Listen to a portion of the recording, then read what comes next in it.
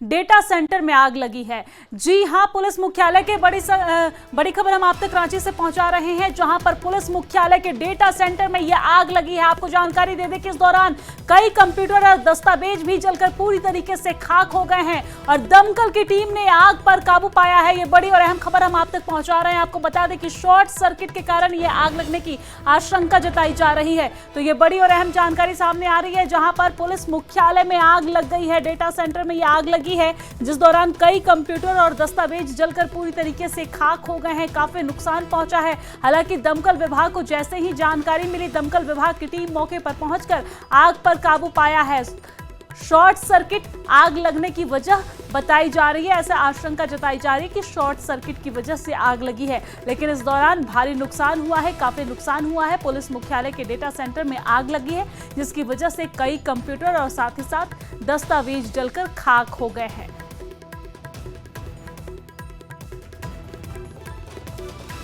और रांची से बड़ी खबर सामने आ रही है। आपको जानकारी दे दें कि सीएम ने सहायक शिक्षकों को बड़ी सौगात दे दी है और इस दौरान 350 सहायक शिक्षकों को नियुक्ति पत्र सौंपा गया है। जी हां, गणित विज्ञान के शिक्षक को यहां पर नियुक्ति पत्र सौंपा गया है। तो ये बड़ी जानकारी, जहां पर सीएम ने सहायक शिक्षकों को बड़ी सौगात दे दी है और इस दौरान 350 सहायक शिक्षकों को ये नियुक्ति पत्र सौंपा गया है। आपको जानकारी दे दें कि गणित विज्ञान के 137 शिक्षक को इस दौरान नियुक्ति पत्र सौंपा गया है। तो ये बड़ी और अहम खबर हम आप तक पहुंचा रहे हैं, जहां पर सीएम ने सहायक शिक्षकों को ये नियुक्ति पत्र सौंपी है और इस दौरान काफी सारे शिक्षकों को यानी 350 सहायक शिक्षकों को ये नियुक्ति पत्र सौंपा गया है, जिसमें से गणित विज्ञान के 137 शिक्षक हैं जिनको ये नियुक्ति पत्र सौंपा गया है। कक्षा 6 से 8 तक के सहायक आचार्य को ये नियुक्ति पत्र सौंपा गया है। कार्यक्रम का आयोजन किया गया और इसमें मुख्यमंत्री हेमंत सोरेन के द्वारा यहाँ पर शिक्षकों को नियुक्ति पत्र सौंपा गया है। बड़ी सौगात दी गई है बच्चों के भविष्य को उजागर करने के लिए, बच्चों के भविष्य को उज्जवल करने के लिए यहाँ पर सरकार की तरफ से ये बड़ा फैसला लिया गया है। साथ ही साथ यहाँ पर एक रोजगार देने का भी काम किया गया है।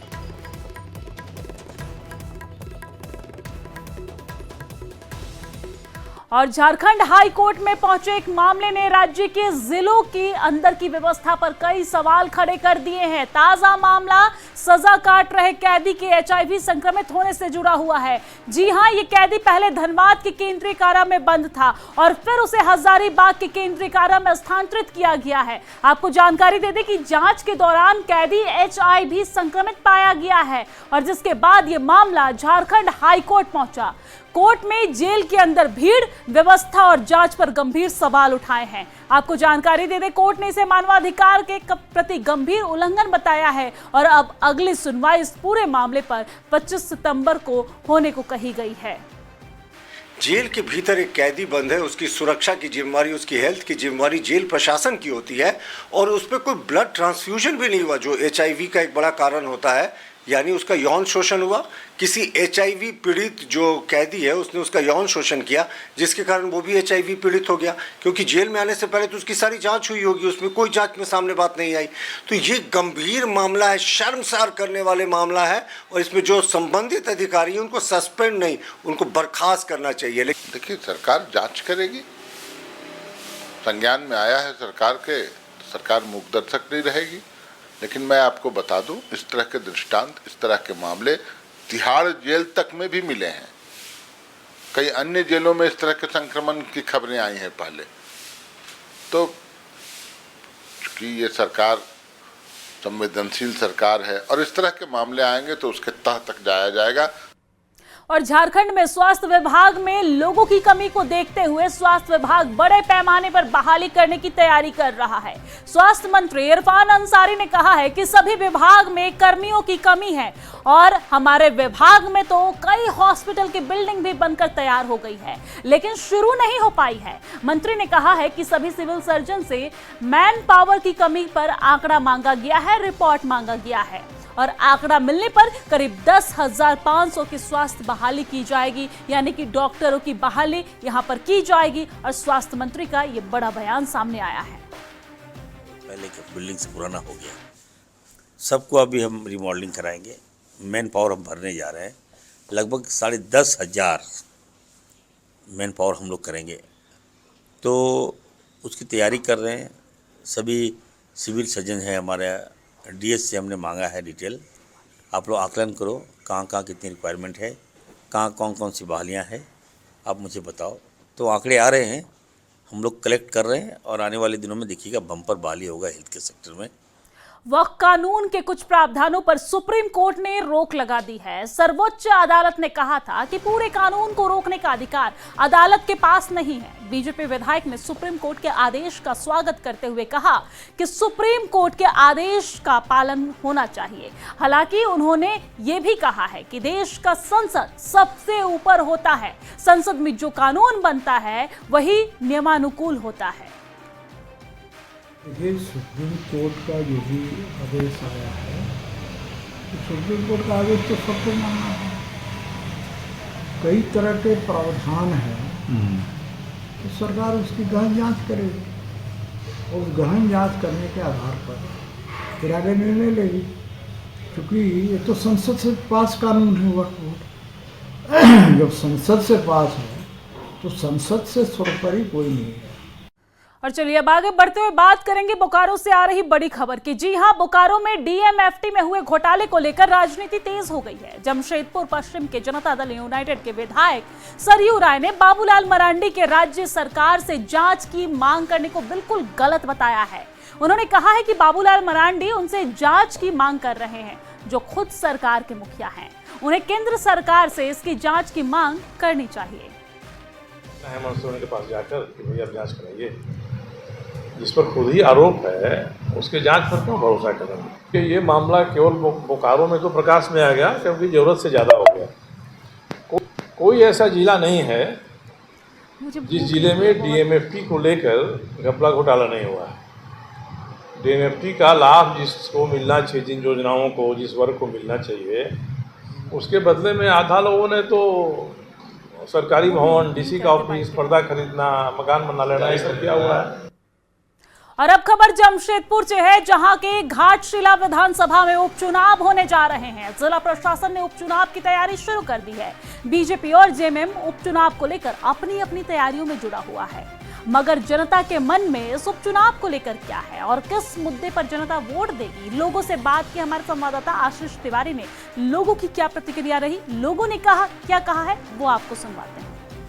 झारखंड के स्वर्गीय शिक्षा मंत्री रामदास सोरेन के निधन के बाद अब झारखंड में के घाटशिला में उपचुनाव की जो है सरगर्मी पूरी तरह से बढ़ गई है। और मैं अभी मौजूद हूँ घाटशिला में, जहां हमारे साथ तमाम युवा वर्ग के लोग यहाँ मौजूद है और सबसे एक एक करके बात करेंगे, क्योंकि इस बार कुछ ही महीनों के बाद जो है यहाँ पर उपचुनाव होने जा रहा है।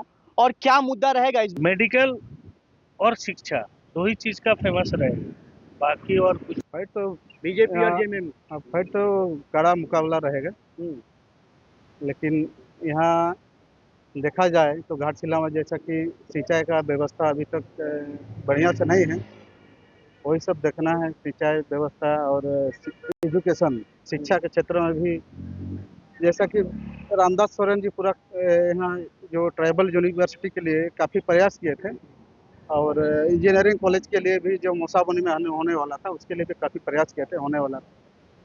तो हम लोग को सोच रहे हैं कि यही सब देख के अगर जो भी कैंडिडेट मतलब इसको आगे बढ़ाने का काम करेगा, वैसे कैंडिडेट को हम लोग सपोर्ट करेंगे। मैं बेरोजगारी के मुद्दे पर बात उठाऊंगा। यहाँ के नौजवान आज भी तरस रहे हैं। जो नौजवान बेकार है वो लोग आज बेरोजगारी के चलते वो लोग नशा में लिप्त हो जा रहे हैं। इसलिए धीरे हमारे इस क्षेत्र में जब हिंदुस्तान कॉपर लिमिटेड इतनी बड़ी एक कारखाना है तो इसको एक नए सिरे में, एक नए अच्छे अंदाज में अगर यहाँ चालू किया जाए, हमको लगता है यहाँ के नौजवानों के लिए बहुत बेहतर होगा। तो सभी इस बार का जो चुनाव रहेगा वो कहना है कि कई मुद्दे रहेंगे, मगर साफ तौर पर वो सत्ताधारी हो या विपक्ष हो, उनको साफ तौर पर यहाँ के युवाओं ने कहा कि अब रोजगार और शिक्षा और मेडिकल ये जो काम करेगा उसी को हम वोट देंगे। न्यूज़ 18 के लिए घाटशिला से आशीष कुमार तिवारी। और आगे बढ़ेंगे। इसी बीच रांची से बड़ी खबर सामने आ रही है, बड़ी जानकारी आपको दे दें, जहां से 17 सितंबर से कनेक्टिंग फ्लाइट जो है वो शुरू होने वाली है। तो ये बड़ी जानकारी हम आप तक पहुंचा रहे हैं, जहां पर 17 सितंबर से कनेक्टिंग फ्लाइट शुरू होने वाली है। जी हां, रांची से कोलकाता और फिर पूर्णिया जाएगी ये फ्लाइट। आपको बता दें कि यहाँ पर रांची, कोलकाता, पूर्णिया की कनेक्टिंग फ्लाइट शुरू होने वाली है। रांची से सुबह 7:40 पर कोलकाता के लिए फ्लाइट रवाना होने वाली है और साथ ही साथ ये फ्लाइट रांची से सुबह 7:40 पर कोलकाता के लिए रवाना होगी। दोपहर 1:40 पर पूर्णिया फ्लाइट पहुंचेगी और पूर्णिया से दोपहर 2:30 पर यानी कि 2:30 बजे कोलकाता जाएगी और फिर कोलकाता से रात 8:45 पर विमान जो है वो रांची पहुंचेगी। पूर्णिया के लिए अब जो है विमान सेवा कल से यानी बुधवार से शुरू होने जा रही है और ऐसे में किस तरीके से विमान सेवा का स्वागत हो रहा है, आम यात्री किस तरह स्वागत कर रहे हैं, क्योंकि जाहिर है कि ये फ्लाइट जो है रांची से पूर्णिया की सीधी सेवा नहीं होगी बल्कि कनेक्टिंग फ्लाइट होगी। आपको रांची से कोलकाता जाना होगा। कोलकाता में सुबह यह फ्लाइट जो रांची से उड़ेगी सुबह 7:40 पर। कोलकाता से जो है फ्लाइट फिर आपको कनेक्टिंग फ्लाइट है, दूसरी फ्लाइट मिलेगी लेकिन ये फ्लाइट इंडिगो की होगी और फिर आप 1:40 दोपहर के पूर्णिया पहुंचेंगे। मतलब रांची से पूर्णिया जो आप बस और ट्रेन से सफर करते हैं आपको 12 घंटे लगते हैं, लेकिन अब फ्लाइट से जो कनेक्टिंग फ्लाइट है तो ये सफर सिमट कर 6 घंटे का हो जाएगा, जिसमें कोलकाता में 3.25 घंटे का इंतजार भी शामिल है। देखिए हमारे साथ कुछ लोग हैं जो रांची बिहार आना जाना करते रहते हैं, बोले क्या पूर्णिया के लिए भी मिथिलान कह सकते हैं सीमांचल इलाका जो है वहाँ के लिए सीधी फ्लाइट तो अब तो नहीं है, कनेक्टिंग फ्लाइट शुरू हो गई है। जी देखिए, जो सफ़र 12 घंटा लगता था हमें तय करने में बाई रोड या ट्रेन वगैरह कहीं से भी जाए, अब वो 6 घंटे में हम तय कर पा रहे हैं, वो बहुत बड़ी बात है। बट इसमें एक चीज़ ये है कि अगर डायरेक्ट फ्लाइट हमें मिल जाती, जैसे 2 घंटे की, अगर जो यहाँ से अगर हम डायरेक्ट जाते कोलकाता का इंतजार नहीं होता तो सही रहता। बट इसमें हमें जो एयरपोर्ट डिपार्टमेंट है उसकी एक और चीज़ देखनी होगी कि हो सकता है उन्हें लगा होगा कि उतने पैसेंजर हमें फ्लाइट से डायरेक्ट नहीं मिलेंगे, इसलिए वो कनेक्टिंग करवा रहे हैं। इसलिए 12 से 6 घंटे हुई, वही बहुत बड़ी चीज़। एक जानकारी आपको दे दें कि रांची से यह फ्लाइट आपको हफ्ते में 3 दिन यानी सोमवार, बुधवार और शुक्रवार को मिलेगी। यह फ्लाइट जो है सुबह 7:40 पर सुबह उड़ान भरेगा। तो ऐसे में लोग इस शुभारंभ का स्वागत कर रहे हैं, लेकिन मांग ये भी है कि अगर कोलकाता का इंतजार खत्म हो जाए और सीधी फ्लाइट सेवा शुरू हो जाए तो जाहिर है कि रांची से सीमांचल का ये सफर और भी ज्यादा खूबसूरत हो जाएगा। कैमरामैन प्रभा के साथ संजय कुमार सिन्हा, न्यूज़ 18 रांची। और देश भर में प्रधानमंत्री नरेंद्र मोदी के 75वें जन्मदिवस को लेकर उत्साह नजर आ रहा है। जी हाँ, लोग अलग अलग जगहों पर अलग अलग तरीके से पीएम मोदी के जन्मदिन की तैयारी कर रहे हैं। जमशेदपुर के घाटशिला ग्रामीण क्षेत्र में महिलाएं इस जन्मदिन को यादगार बनाने की कोशिश कर रही है। महिलाओं ने प्रधानमंत्री के लिए स्पेशल गिफ्ट बनाया है। महिलाएं दिन रात यहां पर एक करके ऑपरेशन सिंदूर के तहत प्रधानमंत्री नरेंद्र मोदी को उनकी ही प्रतिमा बनाकर गिफ्ट देने का प्रयास कर रही है। महिलाओं से बातचीत की हमारे संवाददाता आशीष तिवारी ने, सुनिए क्या कहा। मोदी जी का 17 सितंबर को जन्मदिन मनाया जा रहा है और उसको लेकर पूरे देश में उनके जो चाहने वाले हैं अलग अलग तरीके से उनका जन्मदिन मना रहे हैं। मगर जमशेदपुर से सटे घाटशिला के ग्रामीण क्षेत्र में महिलाएं जो है वो देश के प्रधानमंत्री नरेंद्र मोदी जी का जन्मदिन अनोखे अंदाज में मना रही है, जहां आप देख सकते हैं कि हाथों में किस तरह ये महिलाएं जो है प्रधानमंत्री नरेंद्र मोदी जी की तस्वीर बनाई है और ये पूरी तरह से लकड़ी से है। हम महिलाओं को उन्होंने बहुत गर्व महसूस कराया है, हमारे अंदर एक अलग से मोटिवेशन उन्होंने डाला है। तो इसीलिए हम उनके जन्मदिन को उनका स्टैचू सहित उनको भेंट देना चाहते हैं कि आज मोदी जी का तस्वीर बनाए हैं, लकड़ी से बनाए हैं। हम लोग बहुत मेहनत करके हम लोग बनाए हैं मोदी जी का तस्वीर। आप बताइए क्या बनाए? आज मोदी जी का कलरिंग किए हैं, उसको कलर दिए हैं। कुछ दीदी लोग ने उसको अच्छा से डिजाइन करके काटे, फिर कलरिंग को घिसाई करके हम लोग अच्छा से फिनिशिंग दिए, फिर उसमें कलर दिए और उसको पूरा कंप्लीट किया। देश के प्रधानमंत्री नरेंद्र मोदी तक ये जो है लकड़ियों से बना उनका प्रारूप जो है वो पहुंचाना चाहती है और इनका कहना है कि जिस तरह हमारी महिलाओं का जो बदला जो पाकिस्तान से आतंकवादियों से लिया गया है उसी को लेकर आज हम प्रधानमंत्री के नरेंद्र मोदी जी को छोटा सा ये गिफ्ट दे रहे हैं। तो जमशेदपुर ही नहीं पूरे देश में प्रधानमंत्री नरेंद्र मोदी जी का जन्मदिन मनाया जा रहा है और उसको लेकर खासा लोगों में उत्साह भी देखने को मिल रहा है। न्यूज़ 18 के लिए घाटशिला से आशीष कुमार तिवारी। प्रधानमंत्री नरेंद्र मोदी के जन्मदिन को विशेष बनाने के लिए झारखंड में तैयारियां जोरों पर है। रांची के सदर अस्पताल और पंचायतों में आयुष्मान आरोग्य मंदिरों में राज्य स्तरीय कार्यक्रम आयोजित होंगे। ये कार्यक्रम मां और बच्चे के स्वास्थ्य पर केंद्रित रहेगा, जो कि 2 अक्टूबर तक चलेगा। जी हां, इस कार्यक्रम में राज्यपाल मुख्य अतिथि के रूप में शामिल हो सकते हैं। अच्छा कार्यक्रम है, खासतौर पर माँ और बच्चों के स्वास्थ्य के ऊपर, और ये कार्यक्रम राज्य स्तरीय है और राज्य स्तर से ही इसकी निगरानी भी हो रही है। सब कुछ हम लोग बेहतर, बहुत बेहतर, जितना अच्छा हो सकता है हम लोग करेंगे यहाँ पर।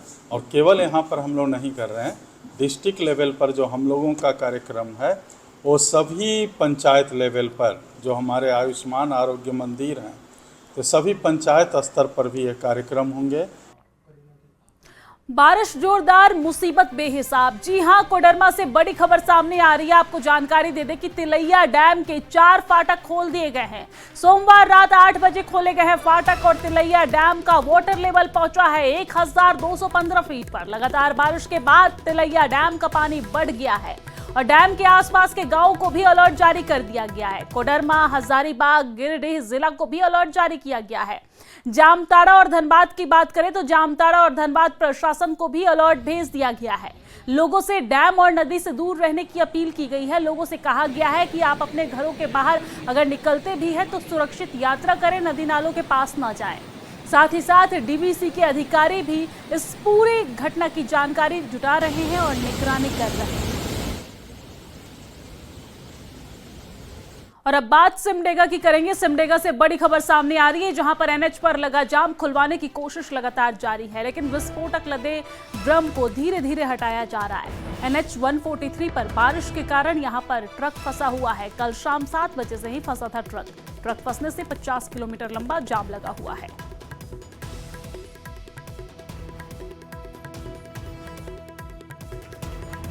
तो एनएच 143 पर लगातार जाम की स्थिति देखने को मिल रही है। कल शाम 7 बजे से यहां पर ट्रक फंसा हुआ था, उसे खुलवाने की कोशिश की जा रही है, लेकिन लगभग 50 किलोमीटर का यह लंबा जाम है। बारिश की वजह से स्थिति बद से बदतर होती जा रही है। और अब बात पलामू की करेंगे। पलामू के विश्रामपुर प्रखंड में धुरिया नदी उफान पर है। नदी में पानी ज्यादा होने के कारण लोगों को काफी परेशानियों का सामना करना पड़ रहा है और इसी कड़ी में एक गर्भवती महिला को भी कंधे के बराबर पानी में घाट पर लाद कर प्राथमिक स्वास्थ्य केंद्र पहुंचाया गया है। इस दौरान विश्रामपुर चिकित्सा प्रभारी ने ग्रामीणों की मदद तक नहीं की है। ग्रामीणों ने जान जोखिम में डालकर महिला को नदी पार कराई है। ज्यादा जानकारी दे रहे हैं हमारे संवाददाता नीलकमल, उनकी ये रिपोर्ट देखिए। में एक बार फिर विकास के दावों की पोल खोलती हुई तस्वीर नजर आ रही है। विश्रामपुर थाना क्षेत्र के राजखाड़ गांव में धुरिया नदी में बारिश की वजह से नदी उफान पर है और ऐसे में पुल नहीं होने की वजह से गांव की एक प्रसव पीड़ा से कराहती महिला को घाट पर उस नदी से पार कराया जा रहा है। आप तस्वीरों में देख सकते हैं कि कैसे ग्रामीण जो है घाट पर इस महिलाओं ने इस नदी पर पुल को लेकर के आंदोलन किया था, लेकिन अभी जो 2 दिन की बारिश हुई इसमें ये धुरिया नदी में बाढ़ जैसा हालात है और ऐसे में ये बीमार महिला को जिस तरह से ले जाया जा रहा है, आप देख सकते हैं कि जितने भी लोग हैं जान जोखिम में डालकर किसी तरह इस महिला को अस्पताल पहुंचाने की जद्दोजहद कर रहे हैं। पहले यहाँ के ग्रामीणों ने विश्रामपुर चिकित्सा पदाधिकारी को भी फोन किया था कि कोई व्यवस्था की जाए, लेकिन किसी ने कोई व्यवस्था नहीं किया। तब जाके ये जो ग्रामीण है अपने स्तर से इस तरह से महिला को अस्पताल पहुंचाने के लिए व्यवस्था किया है। कहीं न कहीं कई लोग जान जोखिम में पार करके इस काम को किया है और ये दुर्भाग्यपूर्ण बात है कि जिस तरह के आज दावे किए जाते हैं विकास के, और ये हालात है विश्रामपुर के राजखाड़ गांव की। नीलकमल, न्यूज़ 18 पलामू। झारखंड में मॉनसून के बदले मिजाज के कारण हर दिन जोरदार बारिश हो रही है, जिस कारण से कई जगहों पर जल भराव की स्थिति भी देखने को मिल रही है। ऐसे में बीजेपी राज्य सरकार और नगर निगम की कार्यशैली पर भी सवाल उठा रही है। बीजेपी ने नगर निगम को नरक निगम बताया है, तो वहीं जेएमएम ने अहमदाबाद और भोपाल जैसे शहरों का उदाहरण देते हुए झारखंड की सरकार को ड्रेनेज सिस्टम में काफी बेहतर बताया है। ये नरक निगम बन गया है।